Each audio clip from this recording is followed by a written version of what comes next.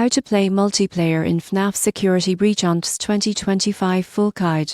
Most people get this wrong, but playing multiplayer in FNAF Security Breach ONTS in 2025 is easier than you think. You won't believe how immersive the experience becomes with friends. First, ensure your PIS is updated and connected to the internet. Launch FNAF Security Breach and check that your game version supports multiplayer, as some updates added co-op features in 2025. Next, navigate to the multiplayer or co-op menu. Choose to host a session or join a friend's game. Hosting allows you to invite friends using their PIS needs. Make sure all players are online and in the same region for smoother gameplay. Once connected, select your character and customize skins or accessories. The game now lets you explore the PISoplex together, facing animatronic threats and solving puzzles cooperatively. Communication is key, so use voice chat or the PIS controller mic to coordinate strategies. During gameplay, you can share objectives, warn each other of animatronic encounters,